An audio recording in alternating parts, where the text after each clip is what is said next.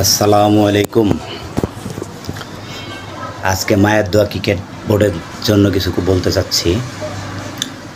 দেখেন, একটা বাচ্চা দল United state of America US দলের সাথে দ্বিতীয় হার। তো এই দল কিভাবে বিশ্বকাপে খেলবে সবাই দেখেন, ব্যর্থতাটা কোথায়। একজন অধিনায়ক, তার স্ট্রাইক রেট দেখেন 109 এবং আমরা 145 রান করতে পারি না। কিভাবে আমরা আশা করি যে একবারে নতুন দল ইউনাইটেড স্টেট অফ আমেরিকা, সে তার সাথে কি পরিস্থিতি।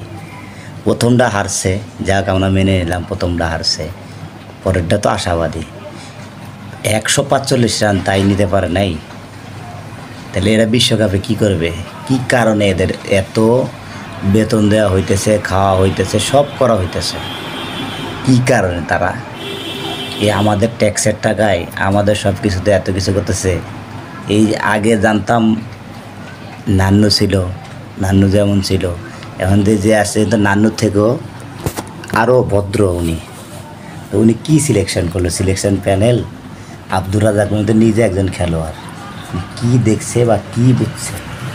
আর ইনি স্বজনপ্রীতি, আর কিছু বলার নাই। যোগ্য ব্যক্তি ইমরুল কায়েস, এরপরে আপনার সাইফুদ্দিন, মেহেদি মিরাজ, যোগ্য ব্যক্তির বাদ নেই, তাদের খবর নাই। তামিম ইকবাল, তাদের খবর নাই। যত অযোগ্য ব্যক্তি ধীরে ধীরে আনছে ক্রিকেট বোর্ডে, তো এইটাই। আর হাতুড়ে সিং যতদিন আছে, মনে হয় না যে বাংলাদেশ কোনো ম্যাচ জিততে পারবে। এভাবে কি কোনোভাবে জিতা সম্ভব?